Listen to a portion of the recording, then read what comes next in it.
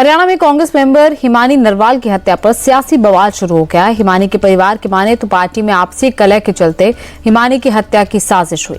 अब इसे लेकर बीजेपी को मुद्दा मिल गया। हरियाणा के मंत्री अनिल विज ने कहा कि कांग्रेस का पुराना कल्चर है, नेताओं को रास्ते से हटाने के लिए कांग्रेस ऐसी साजिशें पहले भी करती आई है कि लोग पहले भी ऐसे करते रहे।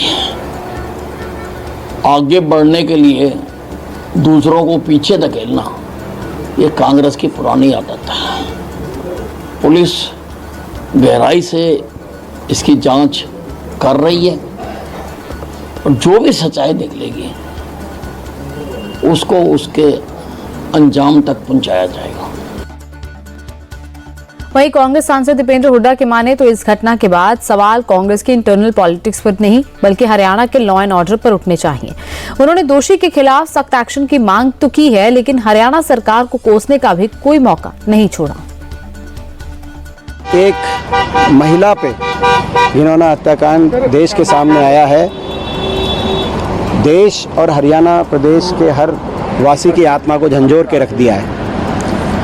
एक बार फिर हरियाणा की कानून व्यवस्था की चौपट स्थिति को दर्शाता हुआ ये मामला देशवासियों के सामने है। हमारी मांग है कि सरकार कड़ी से कड़ी कार्रवाई तुरंत करे, एसआईटी उचित जांच की जाए, जो भी इसमें अपराधी हों उनको कठोर से कठोर रूप से दंडित किया जाए, ताकि कोई भी अपराधी प्रवृत्ति का व्यक्ति इस तरह के अपराध को अंजाम देने से पहले 1000 बार सोचे। और अब बात चुनावी स्टेट बिहार की, जहां हर बढ़ते दिन के साथ सियासी टेम्परेचर भी बढ़ता जा रहा है। अब आरजेडी चीफ लालू यादव ने चुनाव को लेकर एक बड़ा दावा कर दिया। लालू की माने तो इस बार बिहार में परिवर्तन की पूरी संभावना है। लालू महागठबंधन की जीत को लेकर पूरी तरह श्योर हैं। उनकी माने तो सीएम चाहे कोई भी बने, सरकार महागठबंधन की ही बनेगी।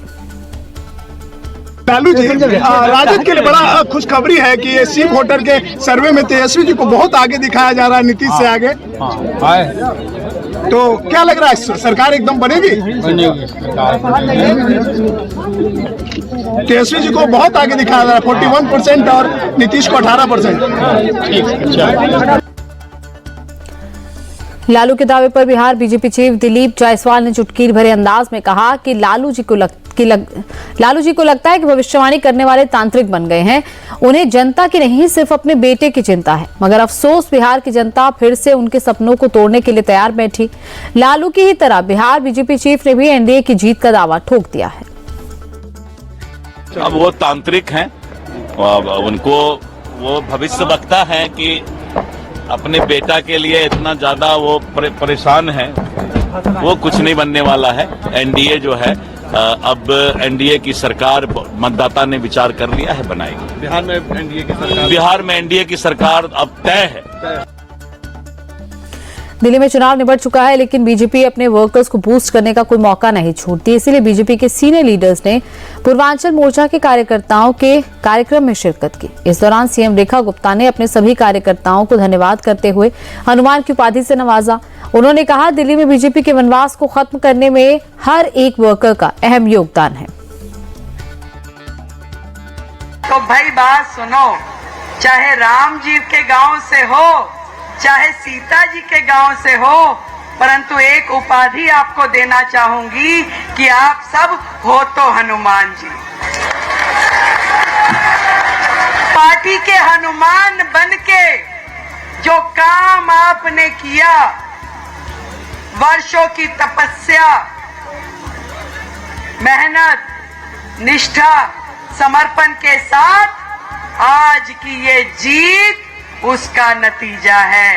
इसलिए एक बार जोरदार तालियां आप अपने लिए बजाइए।